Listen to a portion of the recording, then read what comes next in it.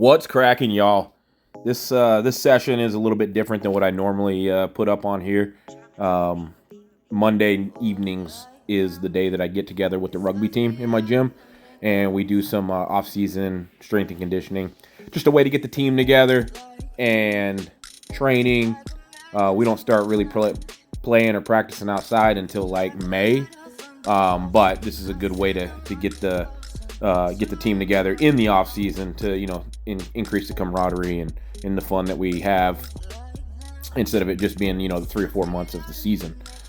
But I got here before everybody. Started off my normal rehab stuff, the hip hike stuff. This is kind of a lot of the same stuff that I covered in the previous video on my full rehab session. Still targeting that QL. Like when you have an infection or a cold or some sort of a flu virus and you're prescribed antibiotics, you don't just stop taking the antibiotics just as soon as the symptoms go away. You keep on keeping on those things. So that's kind of like my idea behind my prehab and rehab. The issue flared up for a reason.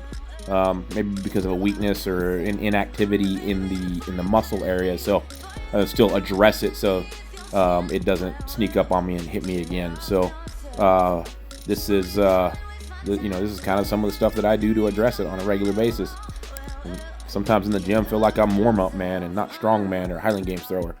I just spend more time rehabbing and warming up than I do doing an actual workout. So it's all worth it in the end. I'm like to think that I'm a fairly healthy, near 40-year-old athlete, and it's because of the stuff that I continually do in the gym that isn't the lifting part. So my advice, just pay attention to this stuff, do this stuff, seek guidance and counseling from physical therapists or anybody that you trust.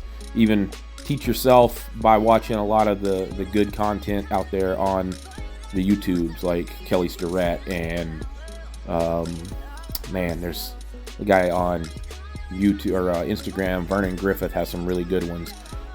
Coach John Oden has some good movement stuff that he's put out there. Totally worth checking out, so you can make yourself the healthier version of yourself. This little banger right here is a great way to start getting the knees and lower leg, quad and everything warmed up for a little bit of the impact that we get from jumping around. Deloading quite a bit of my body weight with that band there, just hold on to that, and then just kind of bouncing around all nimbly pimbly on one leg. Again, it shoots a lot of juice to those knees and makes them feel ready for some work when it gets time to it, without really immediately loading it with the full 290 pounds of me jumping around on it. So recommend that.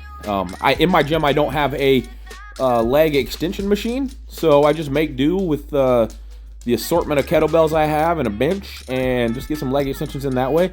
Honestly, works just as good this way. It might be a little more uncomfortable on the foot than, say, like, the nice padded leg extension machine, but hey, it works. It does the trick. I don't ever do these very heavy anyway, so discomfort on foot's not really a big deal. I just kind of do them for some rep to get some blood flow, get some the muscle pumped up a little bit. Again, getting ready for work, not necessarily doing like a bodybuilder style workout where I'm trying to get them big or anything. Just trying to get the blood into the blood flow into the important muscle groups for the fast movements like jumping and sprinting. And then this Bearing Sorensen hold, covered this again in the last video where I did the different rehab stuff. This really just lights up the entire posterior chain from the neck down to the dang, I'd say at least the knees. So hamstrings, everything, just kind of lights them up, all the deep muscles.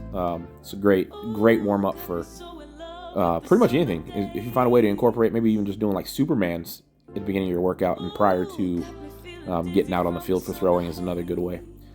And then team got here. We all got started training together. This is a core trio that I do at the beginning of every one of my workouts. You saw at the beginning was a hollow hold. I do like a 30-second hollow hold, and then these windshield wiper movements, or L sit rolls, or whatever you want to call them, and then dead bugs.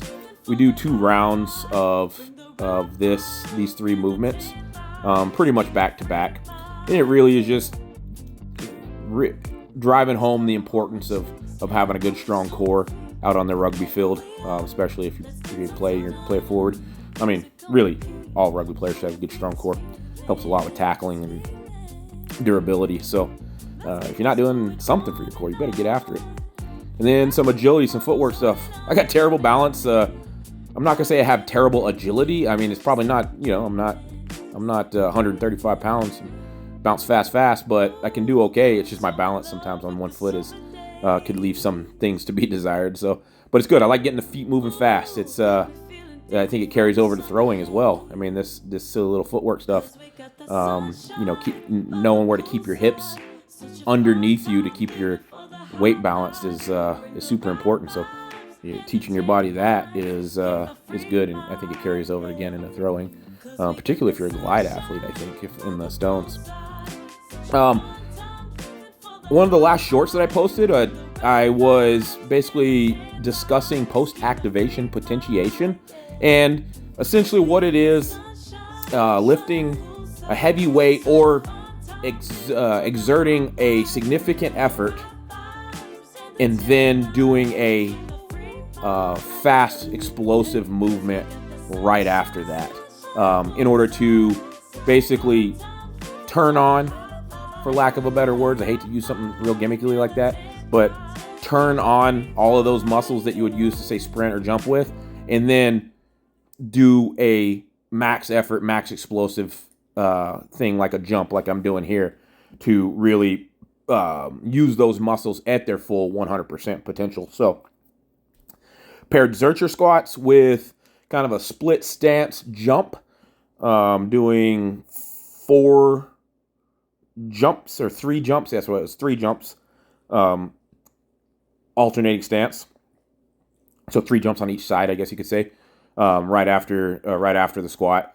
That's 405 on the Zercher, which, I mean, that's pretty heavy for me, probably about 90% weight, I guess. 9 out of 10 RPE. Zerchers are terribly uncomfortable, so it's kind of hard to figure out like where the hard effort is. And then right into some jumps. And yeah, that's it. That's all she wrote. All right, guys. See y'all next time.